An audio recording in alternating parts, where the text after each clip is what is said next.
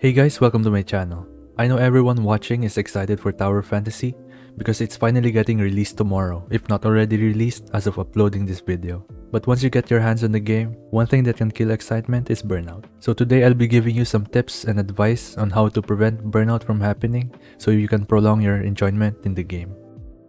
My first advice is to set your expectations accordingly. This is not much of an issue for whales or maybe even for light spenders, but this is more towards the free-to-play players like myself, and this is something that I've learned while playing other gacha games. Let's say you're one of those people who are playing the game 100% free-to-play, or maybe you spent a few dollars on the battle pass and other small in-game purchases. At the start, you will be able to keep up with everyone, especially since the levels are capped and will gradually increase per day. Level 18 max for day 1, 24 on the second day, and so on.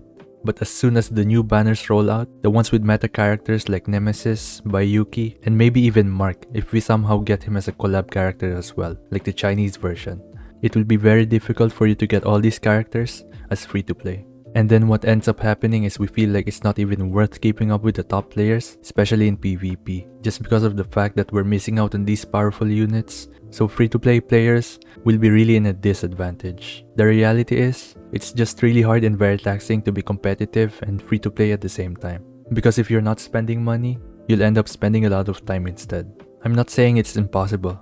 Many players during the closed beta test got really strong, even without access to in-game purchases. So if you really want to be competitive and free to play, I say go and do your due diligence and join the hardcore Tower Fantasy communities and learn about their ways of approaching the game. My second advice is to play with your friends. Video games in general are more fun when you have other people to experience the game with.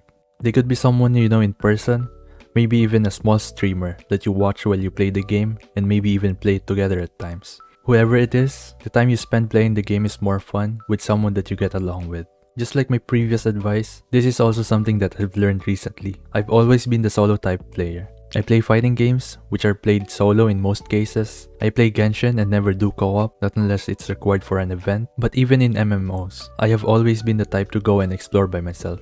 But that somewhat changed when I started playing New World. The game was very lively at the start, with thousands of players online. But as usual, I only really did things by myself. It's not until a few months into the game, when the player base started declining and things started to slow down, just when I thought I was going to burn out, I met someone in-game and it felt like I was playing a new game. We would go and do expeditions together, help each other out in leveling our trade skills and farming materials. Things that seem like a chore at face value, but it did not feel that way because doing it together with someone else made the experience better. I don't want to get into too much detail, at least on this video, but we ended up playing other games outside of New World, and it was overall a really good time. So I can't recommend this enough. Try to play the game with a friend. And for my third advice, go play other games or maybe don't even play at all. I get how excited everyone is when it comes to Tower Fantasy, but everyone has a tipping point when it comes to burnout. If you play 12 hours a day for months on end, then you will most definitely be burnt out. It's when a game starts to feel like a job, when you constantly think about when you should log in to spend your in-game energy, or when you can't stop thinking about the next thing you should do to progress faster in the game even if you're not playing.